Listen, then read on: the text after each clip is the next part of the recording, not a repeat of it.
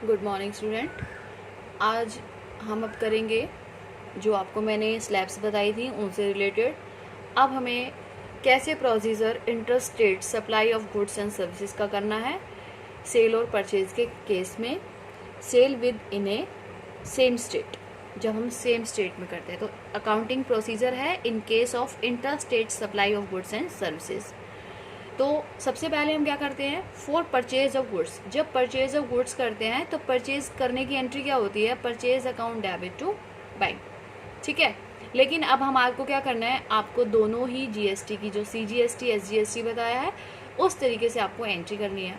और आपको मैंने कल बताया था लास्ट क्लास में कि जब परचेज करता है पर्सन तो उसके लिए जो जीएसटी होता है वो एज ए कॉस्ट नहीं होता बल्कि एज ए एसेट्स होता है, और एसेट्स का डेबिट बैलेंस होता है। इसीलिए हम सीजीएसटी और एसजीएसटी को डेबिट करते हैं और इनपुट सीजीएसटी और एसजीएसटी लिखते हैं। ठीक है, तो हम परचेज ऑफ गुड्स की कंडीशन में क्या लिखेंगे, purchase account debit, input CGST account, input SGST account to bank or oblique creditor. अगर कैश में पेमेंट होगी तो बैंक लिखेंगे और उधार है तो क्रेडिटर्स। ठीक है, सेल ऑफ गुड्स के केस में क्या लिखेंगे, bank account debit, debtor account debit to sale to output CGST और टू आउटपुट एसजीएसटी। बेटा ये इनपुट सीजीएसटी आउटपुट सीजीएसटी लिखना ज़रूरी है क्योंकि इनकी आपस में फिर एडजस्टमेंट हो जाती है। लास्ट एंट्री में हम इनको जितना हमने दिया और जितना हमने लिया उसका आपस में एडजस्टमेंट करके बाकी जो बैलेंस बचता है वो हम गवर्नमेंट को दे देते हैं। वो कहता है फॉर परचेज रिटर्न, अगर परचेज रिटर्न यानी कि जो माल हमने खरीदा था उसको हमने रिटर्न किया तो ये एंट्री जो ऊपर वाली है वो उल्टी हो जाएगी।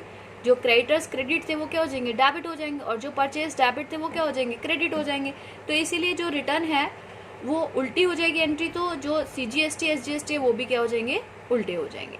ठीक है, उसके बाद है सेल्स रिटर्न। सेल्स रिटर्न के केस में भी सेम, सेल्स रिटर्न पहले क्या है, सेल्स आपका क्या हुआ था, क्रेडिट हुआ था, अब सेल्स रिटर्न क्या हो जाएगा, debit, output CGST output SGST debit to debtors. ये हमारी परचेज और सेल के केस में एंट्री थी। उसके बाद हमारी एंट्री और किस किस केस में होती हैं, for purchase of fix assets. अगर कोई फिक्स एसेट्स हम परचेज करते हैं तो भी हमें सीजीएसटी एसजीएसटी देना पड़ता है। तो फिक्स एसेट्स अकाउंट डेबिट, और आपको पता है एसेट्स का डेबिट बैलेंस होता है, तो इनपुट सीजीएसटी डेबिट और input SGST debit to bank. Clear.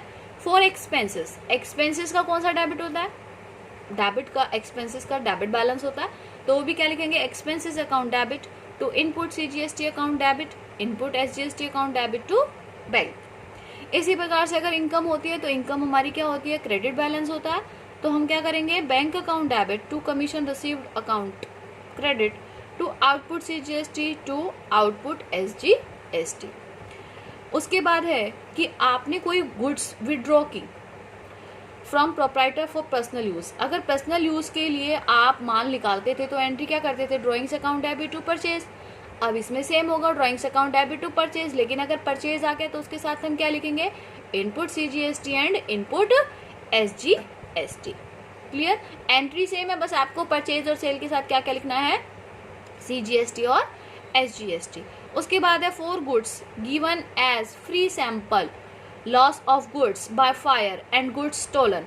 तो सेम इन केसों में हम क्या करते थे, advertisement debit to purchase, loss by fire to purchase, loss by theft to purchase. तो सब में परचेज क्रेडिट होता था, तो क्रेडिट में और क्या आ जाएगा, input CGST and input SGST. Next entry है for setting off input and output. अब हम क्या करते हैं बेटा, आउटपुट और इनपुट की एडजस्टमेंट करते हैं।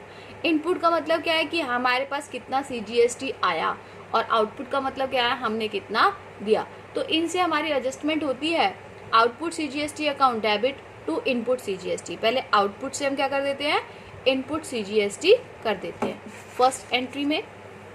सेकेंड एंट्री में करते हैं हम output SGST to input SGST. ठीक है, पहले किसकी करते हैं, सीजीएसटी की करते हैं, फिर एसजीएसटी की करते हैं। क्लियर।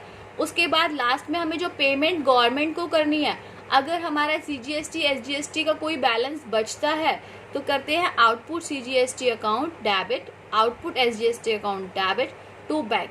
जितना भी बैंक को पेमेंट हमें करना है ये उसकी ट्रांजैक्शन के लिए लास्ट एंट्री होती है।